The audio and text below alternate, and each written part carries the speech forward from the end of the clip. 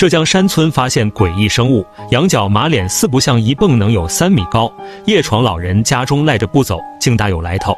年过80的徐奶奶至今回忆起当时的遭遇还十分后怕。那天徐奶奶像往常一样早早就起来喂鸡，推门一看，被眼前浑身漆黑的大家伙吓得连连后退。活了大半辈子也没见过这么奇怪的家伙，长得似牛非牛，似马非马，头顶还有一对羊角，整个一四不像，漆黑的眼睛盯得徐奶奶心里直发慌，连忙跑回屋叫老伴来帮忙。老两口走路都颤颤巍巍，一旦被撞上一下，非死即伤。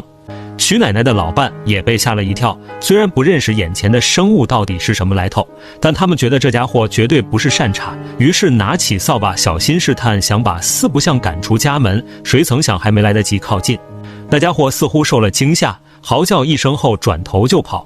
老两口一商量，连忙找村支书帮忙。3个人沿着四不像离开的方向沿路搜索，终于在院子的角落里发现了躲藏的四不像。村支书刚想凑过去看个究竟，突然惊人的一幕发生了。浑身漆黑的大家伙原地纵身一跃，一下就跳过3米高的围墙。幸亏徐奶奶家的另一头刚好是个死胡同，四不像被困住一动不动。村里人听到消息都围了过来，众人议论纷纷，谁都不认识这头长相怪异的大家伙究竟是什么物种。一旦贸然驱赶，很有可能激怒野兽。村子旁边的大山就是一个野生保护区，要是伤到国家保护动物可就糟了。村长犹豫再三，拨打了消防电话。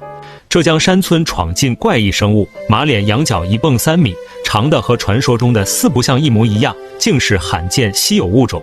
消防队接到求救电话，火速赶来。到了一看，才发现事情远比他们想象的复杂。救援现场围满了村民，传说中的四不像正缩在角落里死死盯着人群，一旦被激怒，很有可能造成人员伤亡。胡同出口就是大马路，如果四不像冲出去，很有可能卷进车流。人群驱散的差不多了，林业局的专家也闻讯赶来，经过比对，很快确定了这头四不像的真实身份——猎羚，是比四不像还要凶猛矫健的山中野兽。粗壮的蹄子和坚硬的羊角就是他们称霸山林的秘密武器，就连野猪见了都瑟瑟发抖。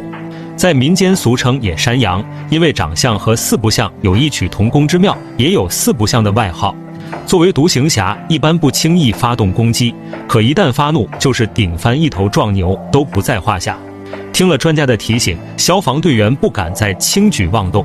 麻醉后实施救援是最常用也最安全的方案，可野生动物保护中心离村子太远，等到赶来已经是深夜。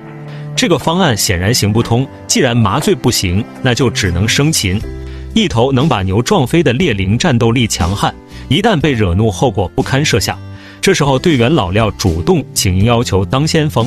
老廖出身农村，又是老兵，经验丰富，救援队一商量，同意了他的请求。浙江山村发现四不像，体型壮硕，脾气暴躁，人们能救援成功吗？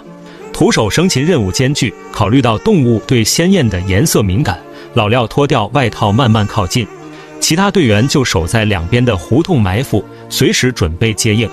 就在这时，一直躲在角落的猎羚突然发狂，死死盯着老廖的方向，不停用脚蹬的一副蓄势待发的样子。眼看猎羚情绪不稳，队长连忙叫停。直接上手不行，那就只能先用绳子绑起来。要想把绳子套进猎羚脖子里，必须手疾眼快，中途更有可能被猎羚拽下房顶，危险系数也不低。最后还是决定让老廖出马。他拿着绳子小心翼翼爬上屋顶，幸好村民家的房子足够结实。活结打好后，老廖顺着猎羚的方向一路往下，这时候才发现活扣系得太小，连忙拉起来重新设计。关键时刻，猎羚突然开始摇头晃脑，难道是察觉到了什么？